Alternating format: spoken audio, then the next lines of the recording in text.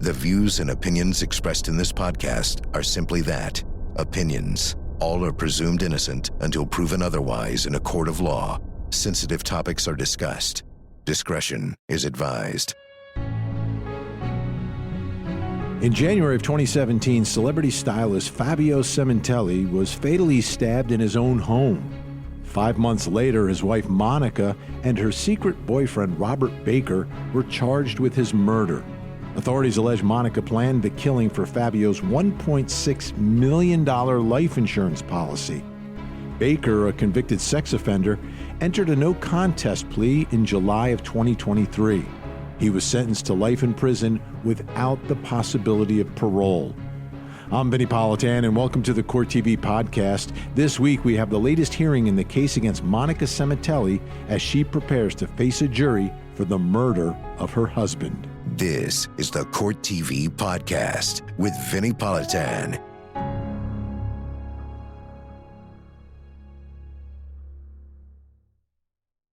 Around the record here with Sementilli, defendant is present, all counsel are present. I have a number of motions. We continue on as a motion by the people pursuant to evidence code section 1223. I've read through the motion, I read through the opposition. I'll hear from people first, but let me ask one question. People, who's arguing the motion? Me. Which one are we talking about? This is a 1223 motion. Yeah. Is Austin going to testify? Yes. Okay. You're assured of that? Well, Because that puts the defense opposition. it does. It makes it move. The other thing, though, even if you weren't to testify, what this motion fails to cover is his Perkins statements, which obviously would not be subject to Crawford and would be admissible as co-conspirator statements. But as of last evening, I'm not so sure it's not subject to Crawford, but it's subject to versus Tran, TRAN at 13 California. yes, we're at Fran. All right. As of last night, I received a phone call from Mr. Raval indicating that Mr. Austin was going to enter a plea to second-degree murder and that he will be testifying. Last we heard it had, I assume it's been approved, and the last we heard it had not been approved yet by your office. Actually, what you wrote in here is false. Okay, this is one thing that I the opposite. can't have. I can't have counsel addressing each other. Sorry. That It's- messes with the record. It's not the way offers are extended. Offers come from the DA's office, so they were already pre-approved before they went out. The notation that's mentioned in this motion is false. All right. So with that in mind, it puts the defense. There's issues relating to the conspiracy I don't need to get into now, but it seemed that the opposition was based more on Austin Correct. and not Baker or your client. So with that in mind, I can do one or two things. Wait till he testifies at rule of motion, or then he's called to the stand and takes the oath, or I can rule on now, but I take counsel at her word. Well, we're prepared to cross-examine Mr. Austin, as I said. He takes the stand. We anticipate all the prior statements he's made are going to be fair game for both sides. Yes. And so on that basis, we do not object to going into the prior statements of his as a furtherance of the conspiracy. We're not sure any of this applies to the argument that the conspiracy was continuing after the arrest and so forth. This is a clear interview of Austin. Well, that's why I talked about Baker. I'm not concerned about Austin. I'm concerned about Baker's statement. And it would appear that the conspiracy was continuing. Well, we disagree with that, but frankly, there are other ways of, if Baker is on the witness stand, going into his conversations. Well, I don't know if people want to wait till that or not. But the reason I'm saying that is I put great weight in P versus GAM, GA, and at 193, Cal 4994. People actually found this themselves, but I had the case before I read their points. And that held, if the court determines that one of the objects of the conspiracy to murder is also to create a false impression to police that the murder occurred, and in that case it's during different facts, such as a home invasion or robbery, the statements that the co-defendant released after the murder are admissible as a co-conspirator statement. And in that case, if people want to put that statement on prior to Baker testifying, because I take it that you'll be calling Baker and not them, Correct. I would allow it in the case in chief. Well, we anticipated the overhears were going to be part of the people's case in chief. In any event, Baker. That's correct, but I'm not talking about the overhears. I'm talking about the statement of Baker to the police. Well, you're talking about post-arrest statements early on as opposed to a formal interview. Which, The statements where he tried to, if it's believed, create a false impression as to your client's involvement. well, we intend to call Mr. Baker, so I do not believe this is going to be an issue as to when those statements come in or not, because we assume they'll be part of a prosecution's case and frankly part of the defense case. All right. He'll answer those statements as an honest witness, we believe, on behalf of the defense. All right, thank you. So if nothing further said, then the motion under 1223 by the people is granted. Next motion is by the defense, which is motion to compel discovery relating to the witness Jake Gibson. I've read and considered the motion. I've looked at all the attachments. And I'll hear from the defense further if they wish. Jones will be handling that, Your Honor.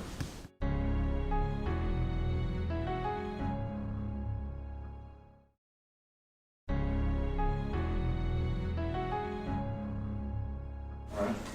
Your Honor, the only additional point I'd add is that 3 days ago, January 3rd, there was an additional PowerPoint receiving discovery, a Curtis Davis PowerPoint presentation. I only bring that up because it also touched on various data issues like IDMSS, analyzing cell phone locations. But very helpfully in that PowerPoint presentation, it does add the opinions, conclusions, and findings in the PowerPoint slides themselves. That almost every single slide has an analyst note which explains clearly what Curtis Davis is saying about those slides. And the only reason I bring this up is that we are simply asking for something similar in relation to Jake Gibson. Some kind of notes or a report which just gives some of the actual opinions and findings and conclusions that Mr. Gibson's making in relation to all this data that just appears completely bare on these slides. So let me ask you a question. Part of your request is to have the people make a report. Yes. Do you feel that is required of the law to have a written report made? A written report which shows the opinions, findings, or conclusions. In Ray Littlefield, Littlefield at 5 Cal 4th, 122, held that a party does not have a duty to obtain a written statement from a witness, even if the witness is willing to give a statement. That's assuming that no written statement was made initially. In the court with attitude versus Alexander, ALEXANDER 140 Cal 3rd, 647. That is, there's no duty for a witness to reduce findings for writing.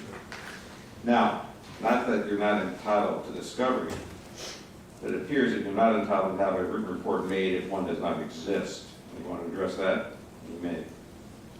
You know, I refer back to people accused and this issue of gamesmanship. That's not what you said. You was just talking about whether you're entitled to discovery. I haven't done to that point. I'm talking now to reducing to a written report. Well, the main issue that I'm trying to put forward here, Your Honour, is that these are important and complex data issues. We have a PowerPoint presentation that doesn't explain what Mr. Gibson's going to say about these. I understand you need to answer my question first. I'll get to your point momentarily. Is there anything further you want to say relating to the written report? A written report or something that would give the substance of Mr. Gibson's testimony is what we're requesting as All a right. motion. All right. Let me inquire with the people. Is there any written report that's available? There is not, Your All Honor. right. Now, if you put out an oral report and opinions, go ahead. As I indicated to defense counsel earlier this year, Mr. Gibson no longer works for the district attorney's office. He works for the federal defenders. However, I assume the court looked through the PowerPoint I did. that was provided by the defense, which was provided by Jay Gibson to the people. As I said, I looked through all attachments that are part of the motion. If you look at every single page of the report, it actually shows you exactly the data that he received from each of these devices. For instance, I'm looking at a slide. It says item 67 at the top. It has a picture of Fabio. It shows that with respect to this particular device, it gives all the device information, including the phone number. It then has photos of the device. It does the same with the defendant. It does the same with co-defendant Baker. And then throughout the PowerPoint, he actually includes a breakdown, so they don't even have to look at their phone extraction, because he actually puts it all into his PowerPoint. For instance, for the defendant on one slide, all of her user accounts. It shows all of her contact entries. This is, I can't think of anything that would be more simple to understand to even a layperson. It talks about the individuals that she has labeled as contacts in her phone, under whether it's false names or what's sometimes referred to as nicknames or quick names. And he, little by little, goes through all of the information that he learned from the mobile device extractions, including the use of third-party applications such as the encrypted apps of Viber. He includes photographs, like the one I'm showing to the court of the defendant, where she's at the Baker's apartment getting dressed and writes Mrs. Baker on the mirror in lipstick. She includes all of references to Monica's iCloud records where he obtained the data. So this is from where I'm sitting as a layperson, one of the most complete reports from this type of expert that I've ever seen. He also goes into the use by the defendant of the app, the application ID MSS Lite, which allows her to remotely view her surveillance cameras. It gets into the defendant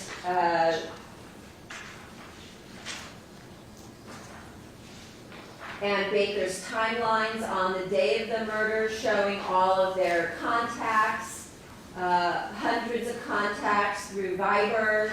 He also shows photos of what he found on all of the SD cards.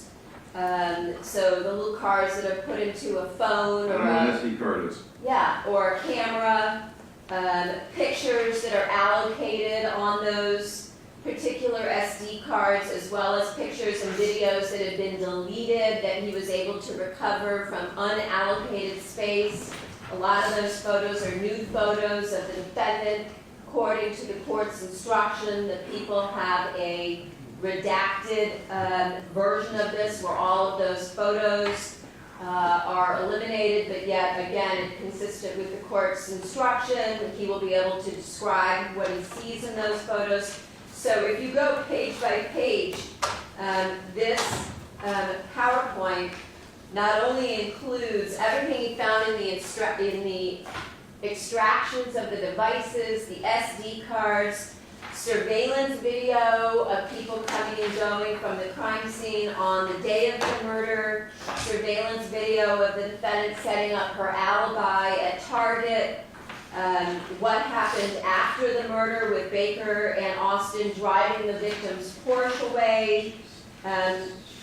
Baker's phone connecting to the Sementilli's home network through their Wi-Fi, messages by Baker to various individuals from his phone, the fact that they stopped using Viber immediately on the day of the murder, in fact delete it from their phones that day and then begin using a different encrypted app in the days after. So, and it also is replete with photos and explanations such as from their emails, such as her defendant's emails confirming her trips to places like Las Vegas or Biker Week in Myrtle Beach with Baker, the shared contacts that they both had on their devices, and we also included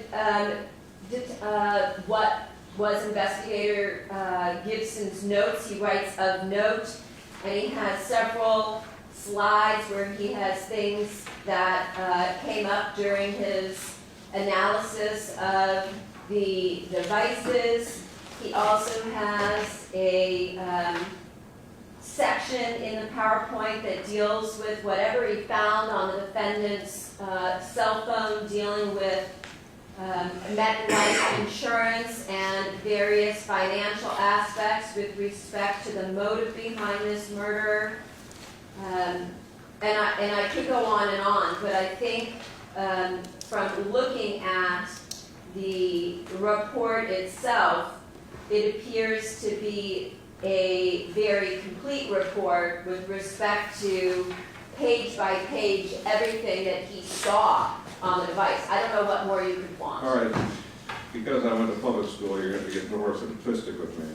I'm sorry? Because I went to public school, I need more simple explanations. Now, you're saying this is the entire report by this witness, is that correct? Correct. Are there any notes by this witness that are not contained in this report? He had a couple of hand-scratched notes. I explained to defense counsel the last time we were in court, we were having a high-tech division look into their files, and those have been turned over. I think they were turned over last week. One was a note where he was preparing back in, I think it was maybe 2017 or 2018, when the defense expert wanted him to extract the data from the cell phones in a particular manner. I don't know if the court recalls, there are different types of extractions that can be done via Cellebrite, and he had a couple of notes about that. And then also he had his notes regarding all of the contacts that he found on each of the individual's devices. So all of that has now been turned over. Are there any notes by the witness that have not been turned over? From the people's perspective? No. From the witness? No. All right, to comply, and it appears that you may be correct, but to comply,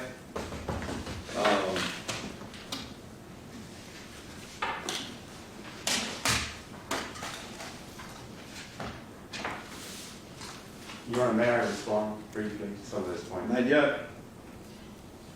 To comply, what I'm prepared to do, to comply with Hugh versus Hughes, Hughes at 50 Calat 5th, 257. And Hugh versus Roland, ROLAND at 124 Calat 4th, 154. I'm prepared to have the people provide an oral report of everything the expert said, even if it is repetitive of the PowerPoint. Now, with that in mind, Counsel, I hear from you. That would be very helpful, Your Honor. I appreciate that. That is what Maybe we're not a asking. repetition, but go ahead. What else? The only thing I would bring up, Your Honor, is that Ms. Silverman firstly did seem to hold up some images in relation to lipstick, I believe, that was written on a mirror. That, from my understanding, is not related to this PowerPoint, so I'm a bit confused if she's referring to something else. It's not in any of the slides that I attached. But in terms of everything she said and going through the slides, I fully accept there are many photos, there are many pieces of data. It is complete in that sense. But what is lacking, and what Ms. Silverman said, that there are explanations of what these photos and data mean, and there simply are not. There are no explanations. She said that he'll describe what he sees in these photos. Well, that is the very issue that we have, is that he's That only would cover the oral report that I just showed you. if the oral report can explain what he will be saying as to this data. That is exactly what we're asking for in the defense. All right, that is ordered to be done expeditiously. And just to clarify, the photo with the lipstick is included in this PowerPoint. You must have missed it, but I pulled it Again, out don't of your address site. each other, address me. All right, anything else related to this? So the motion is granted as to the oral report. Is there a timing for that, Your Honor? Expeditiously. It's going to have to be done forthwith. Thank you. Now, I understand that counsel wishes a further pretrial, is that correct? Yes, Your Honor, we've been getting new discovery that we need to review and see if it raises any issues that we need to bring before the court before the commencement of trial. And we'd like to come back on the 14th. Is that agreeable with the people? Yes, Your Honor, there are a number of photos I wanted to. One moment, is that agreeable with us? All right, Madam, one moment. Madam, we continue for further pretrial, January 14, 2025, 8:30 a.m. as far as Minnesota Superior. Now, what else is counsel? There are a number of photographs where the defendant appears to be fully clothed, although it appears that what she wears out might be in a scanty nature, but I want to get approval for these pictures with the court since they are contained within the PowerPoints by the people's various experts. Well, when I looked through the attachments, I didn't see anything that stood.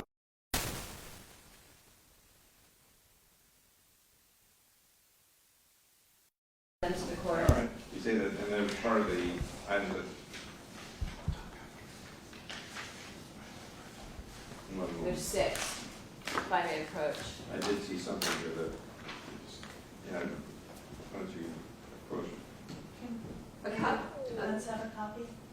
You have copies, but why don't you take a moment to review them? A couple of the photos are contained in, as I said, the materials that have been provided to the court, where Baker is sending photographs of his girlfriend to his friend, actually to 2 different friends, one Michael Spence, the other person being Ron Ray, who's expected to testify in this case.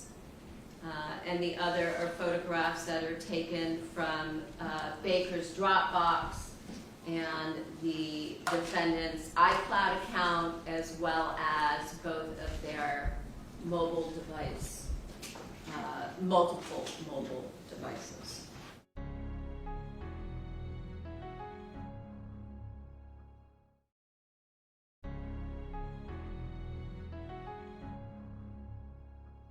I've seen at least one picture in this, and I'm looking at the attachments, that's a motion that, I'm somewhat concerned about, but let me take a look at these.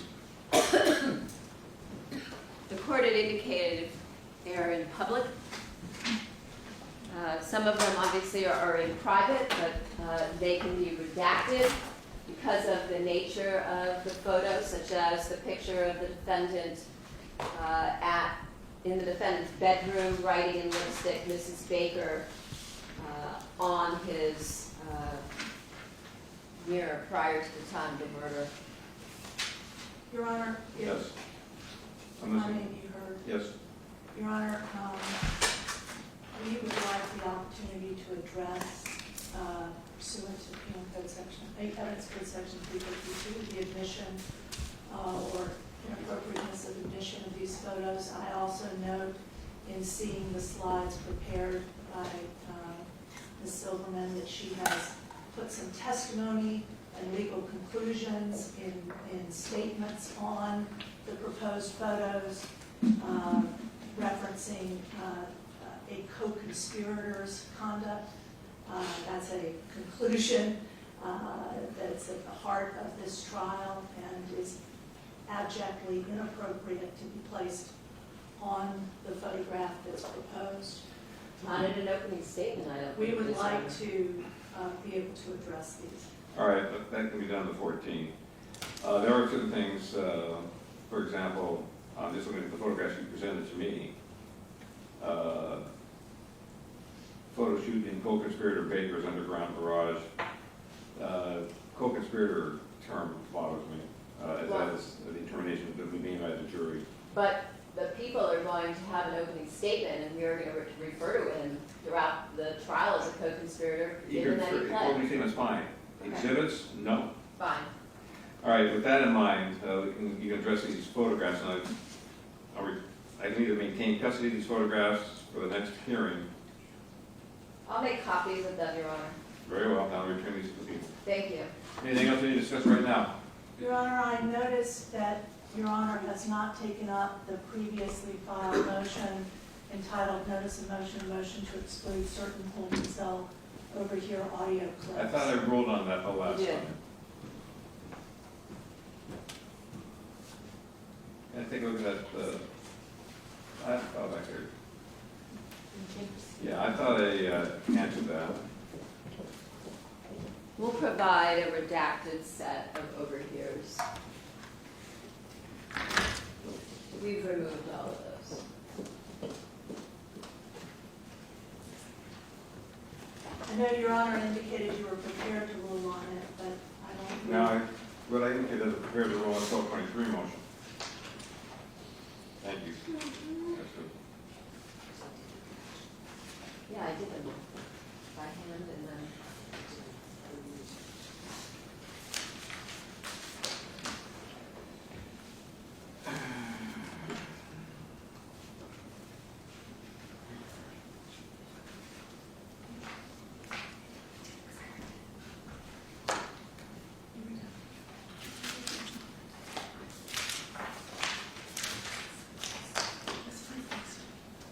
What was the file date of that one, Your Honor?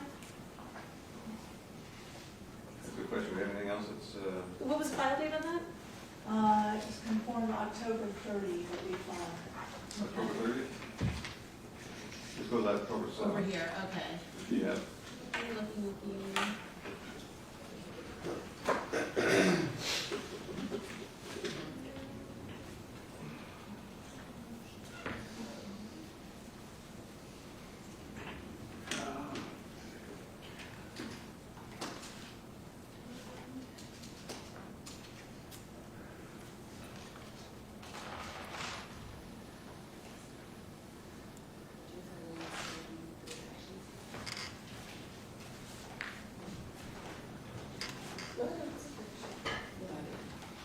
I see. Do we have anything that's loose? No, I would have put, well, there was no physical copy of that. It was just, All right. I would get them all in redacted in personal. Yeah, and then You want to just sign now? yeah, I just did. We'll be later back, because I don't know if it's physically, We like, don't have a ruling, yeah. I think you did it, because that's. Yeah. Ruling or no ruling? It's, Okay. Your Honor, the people have indicated that ruling or no ruling, the material has been redacted, and I assume we'll receive that and can review it. Well, we're going to do, right now, I'm looking up my ruling. Is that going to continue? Yes, Your Honor.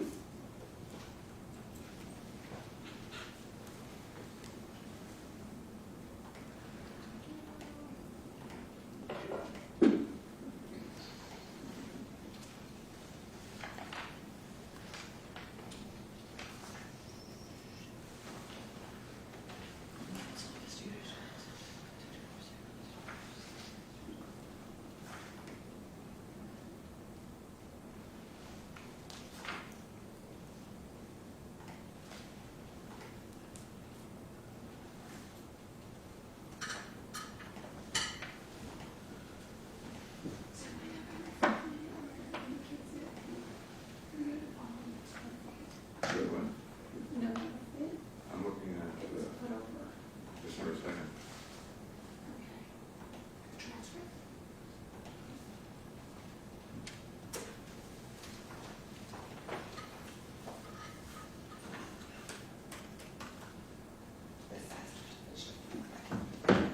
she's overwhelmed.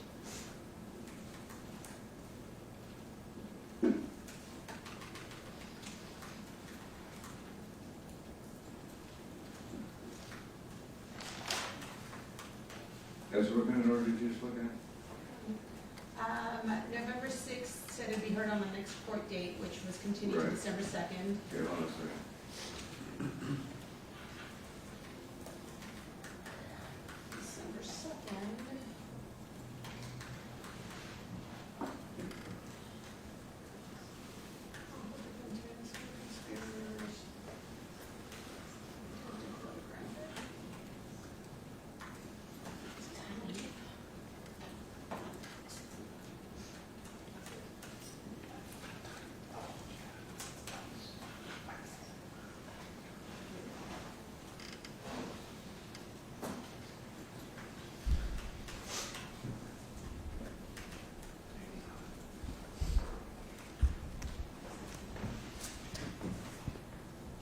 No, they got it.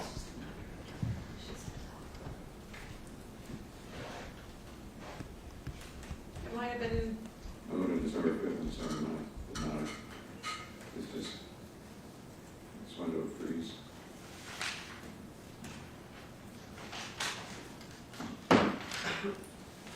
yeah, November 6th ordered continued to December 2nd. December 2nd, no reference.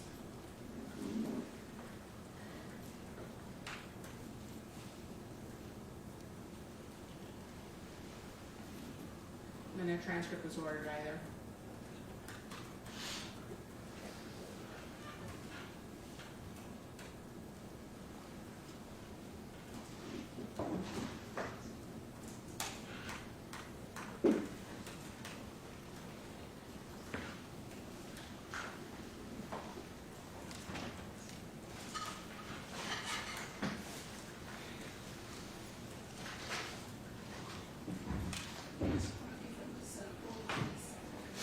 Yeah, Brooke, I need to, we're gonna take a short recess.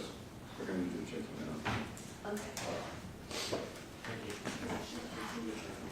Yeah. And they're all done, so we'll get them the redacted copies. 'Cause Thank you. We took out, I know one. I did in person. It will be in about 10 minutes. Look, let me see it back there.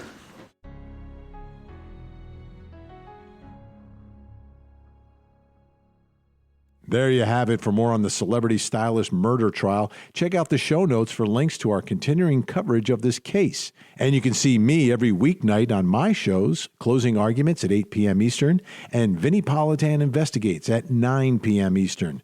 Thank you so much for listening. And as always, please don't forget to hug the kids.